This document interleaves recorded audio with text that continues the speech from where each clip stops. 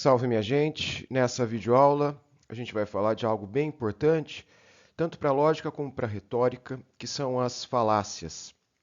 Em particular, as falácias não formais. Vamos a elas. Bom, o que são falácias? Vamos às duas definições. Primeiro, no uso corrente, ou seja, no uso do senso comum do termo. Então, no uso corrente, é qualquer ideia equivocada ou falsa crença. Por exemplo, todos os noruegueses são honestos. Nesse sentido, as falácias elas são erros de raciocínio que são comuns na vida cotidiana, né? Elas podem ser causadas por uma série de fatores, como falta de informação, preconceito ou então simplesmente uma falha em pensar criticamente. Já no sentido específico da lógica, as falácias elas representam um tipo de raciocínio incorreto. Raciocínios que, embora incorretos, podem ser psicologicamente persuasivos, ou seja, uma forma de raciocínio que parece correto, mas quando examinado, não o é. Isso significa que aprender a identificar as falácias pode nos ajudar a sermos mais críticos. Também pode nos ajudar a evitar sermos enganados por argumentos inválidos. Ou seja, nos torna mais imunes, seja à persuasão, seja à manipulação. A gente pode dividir as falácias em dois grandes grupos, os formais e os não formais.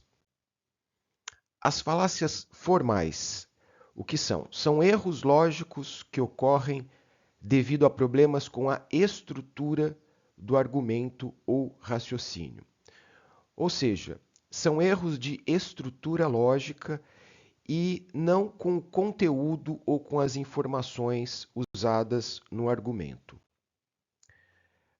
Já as falácias não formais, elas são erros lógicos que ocorrem devido a problemas com o conteúdo ou informações usadas em um argumento, em vez de problemas com a estrutura lógica do argumento. Então, esse tipo de falácia não formal, ele ocorre quando as premissas usadas para sustentar uma conclusão são inválidas, ou são imprecisas, ou são irrelevantes, ou então enganosas. Bom, temos dois tipos de falácias não formais. Primeiro, as falácias de relevância, que são erros lógicos que ocorrem quando um argumento é construído em torno de premissas ou conclusões que são irrelevantes ou não relacionadas ao tópico em questão. As falácias de ambiguidade, por sua vez, elas ocorrem quando uma afirmação ou argumento é ambíguo, ou seja, contém uma palavra ou expressão que pode ter mais de um significado ou interpretação.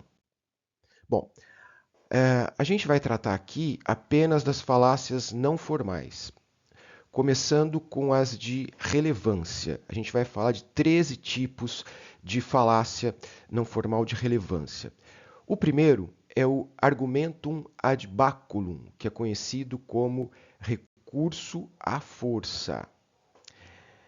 É a falácia que se comete quando se apela para a força ou a ameaça de força, para provocar a aceitação de uma conclusão.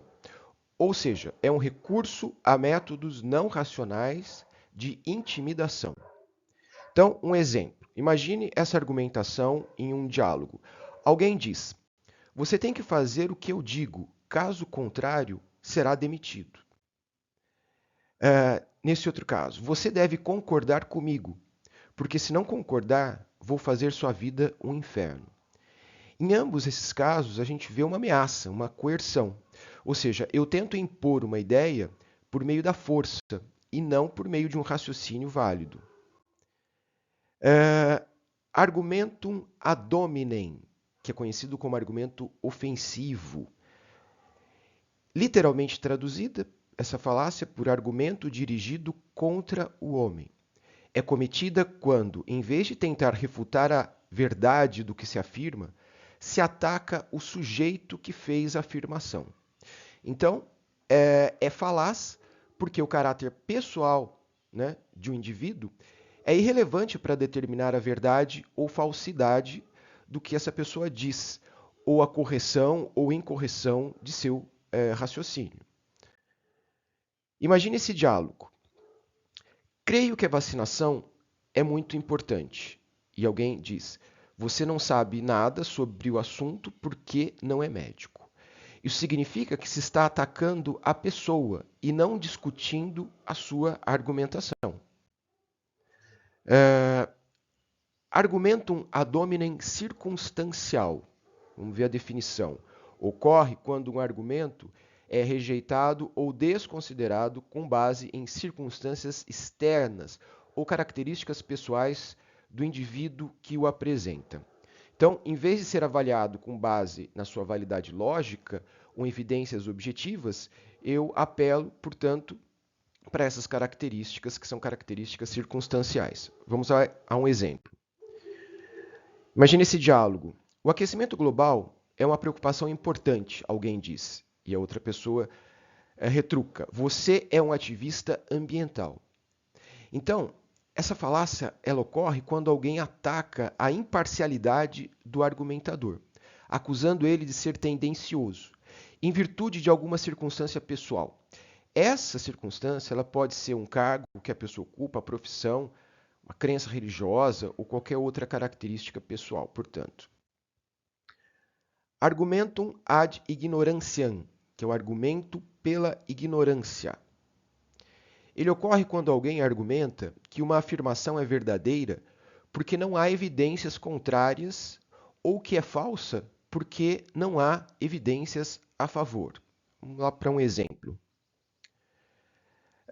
Imagine essa situação. A existência de vida extraterrestre é comprovada porque ninguém jamais provou que ela não existe. No caso, isso é uma falácia porque não é uma forma válida de provar ou refutar uma afirmação. O fato de não haver evidências para apoiar uma afirmação não significa que a afirmação seja falsa. E o fato de haver evidências para apoiar uma afirmação também não significa que a afirmação seja verdadeira. Veja esse outro exemplo. Devem existir fantasmas, visto que ninguém foi ainda capaz de provar que não existem. Argumentum ad misericordiam, que é o apelo à piedade. É a falácia que se comete quando se apela para a piedade ou a compaixão para se conseguir que uma determinada conclusão seja aceita. Um exemplo. Então alguém diz: mereço uma nota mais alta na prova, pois estou passando dificuldades em casa. Veja, é uma falácia porque não é uma forma válida de persuadir alguém. O fato de alguém estar passando por uma situação difícil não significa que seu argumento seja correto. Mereço esse emprego, pois tenho uma família para sustentar. Bom, então nesses casos fica evidente o apelo emocional para a aceitação de um argumento, ao invés de um raciocínio elaborado criticamente. Por isso que se refere a um apelo à piedade. Argumentum ad populum. Argumentum ad populum. Essa falácia é conhecida como apelo à maioria. Ocorre quando alguém argumenta que uma afirmação é verdadeira porque muitas pessoas acreditam nela, ou que é falsa porque poucas pessoas acreditam nela. Aqui uma observação. Essa falácia, ela inclui as falácias ad misericordiam e ad hominem do tipo ofensiva. E quase todas as outras falácias de relevância também. Vamos a um exemplo. Essa é a melhor marca de celular, porque todo mundo tem. Eu acho que o governo deveria aumentar os impostos sobre os ricos para ajudar a pagar por programas sociais. Aí a pessoa responde: você está louco? A maioria das pessoas não quer impostos mais altos. E elas estão certas. Afinal, se a maioria não quer isso, não pode ser uma boa ideia. Então aqui a gente tem o apelo da maioria, sendo usado como um critério para a aceitação da universalidade dessa ideia. Se a maioria fez, então é porque está certo. E isso é, portanto, uma falácia. Argumentum ad verecundiam, que é o apelo à autoridade. Ocorre quando alguém argumenta que uma afirmação é verdadeira simplesmente porque uma autoridade ou especialista em determinado assunto a afirmou, sem apresentar argumentos lógicos ou evidências objetivas que a suportem. Veja bem, ela não vai ser falaciosa desde que a testemunha esteja argumentando dentro da sua área de conhecimento. Mas fora da sua área de conhecimento, aí sim, ela pode ser uma falácia. Exemplo. Então alguém diz: "Eu acho que vacinar nossos filhos é a coisa certa a fazer para protegê-los de doenças." Aí alguém responde: "Desculpe, mas eu não posso concordar com você. Meu médico disse que as vacinas podem causar autismo, então eu não quero arriscar a saúde do meu filho." Vamos pensar o seguinte, que nesse caso, a gente tem que imaginar que o médico que disse isso ao interlocutor, ele não seja um especialista nisso, e ele não sabe exatamente o que ele está dizendo. Mas só pelo fato de ser médico, ou seja, uma autoridade, o argumento dele parece ser irracionalmente aceito. Isso que é, portanto, um apelo à autoridade. Falácia do tipo acidente ocorre quando alguém toma uma exceção ou circunstância incomum de uma regra e a usa para invalidar a regra inteira. Então, aqui a gente tem o uso do ditado popular nas crenças do senso comum, né, como exemplo disso. Vamos ver. Então, alguém diz: "Não é verdade que para ser bem-sucedido, a pessoa deve frequentar uma escola." Aí ela continua: "Tem um tio que é rico e estudou só até o segundo ano do fundamental." Então, veja, nesse caso, essa falácia, ela pega uma exceção para poder invalidar uma regra geral. Então, por isso que é uma falácia de acidente. O acidente convertido, que é, na verdade, o contrário, é uma generalização do tipo apressada. Vamos ver como é que funciona. Se forem considerados apenas os casos excepcionais e precipitadamente, deles se generalizar para uma regra que só se ajusta a esses casos. Exemplo. Então, alguém diz: "Eu tive uma experiência ruim com um produto chinês uma vez e agora não confio em nenhum deles. Acho que são todos de baixa qualidade." Então, o que a gente tem aqui? A gente tem a origem de muitos preconceitos, né? Eu tenho uma experiência com algo, uma experiência particular com algo, ou com uma pequena amostra, e eu simplesmente generalizo para todas as coisas parecidas com aquela. A falácia da falsa causa é o erro em tomar como causa de um efeito algo que não é sua causa real. Em outras palavras, é quando se assume que A causou B apenas porque A aconteceu antes de B. Vamos entender bem essa falácia. Olha esse exemplo. Desde que eu comecei a usar chuteiras que foi do meu pai, ganhei todas as partidas de futebol. Portanto, essas chuteiras me fazem ganhar jogos. Então, aqui o que a gente tem é uma relação de causalidade irreal. A pessoa diz que porque começou a usar, né, a chuteira, começou a ganhar jogos. Então, ela passa a sempre usar as mesmas chuteiras, porque ela estabelece uma relação de causa-efeito. Usar a chuteira leva, né, à vitória no futebol. Essa é, aliás, a origem, né, da maioria das nossas superstições. Então, as nossas superstições, elas partem de uma falácia de falsa causa. A falácia petitio principii, que é a petição de princípios, também conhecida como círculo vicioso ou raciocínio circular. Ela ocorre quando se tenta provar uma afirmação usando argumentos que já pressupõem a verdade sobre essa mesma afirmação. Então, em outras palavras, é uma falácia em que a conclusão ela é simplesmente uma repetição ou uma variação da premissa. Vamos ver um exemplo. Deus existe porque está escrito na Bíblia, e a Bíblia é a palavra de Deus. Veja que aqui a pessoa ela não fornece nenhuma nova informação para apoiar a conclusão dela. Em vez disso, ela simplesmente repete a conclusão na forma de uma premissa. Isso faz com que o argumento ele seja circular, portanto, um argumento inválido. Outro exemplo. Eu sou uma pessoa honesta porque nunca menti. Outro tipo de falácia, que é a pergunta complexa, conhecida também como questão carregada, ela ocorre quando uma pergunta é formulada de tal forma que pressupõe uma resposta que inclui uma afirmação que ainda não foi estabelecida ou comprovada. Vamos entender isso com um exemplo. Quando você vai parar de trapacear nos jogos? Olha que pergunta complexa. Quando você vai parar de trapacear nos jogos? Essa falácia ela é usada como uma espécie de armadilha retórica para cercar o oponente ou para fazer parecer que ele está concordando com algo que ele ainda não concorda. Ou seja, é uma forma de exigir uma resposta que implique a aceitação de uma afirmação falsa ou uma afirmação controversa. Né?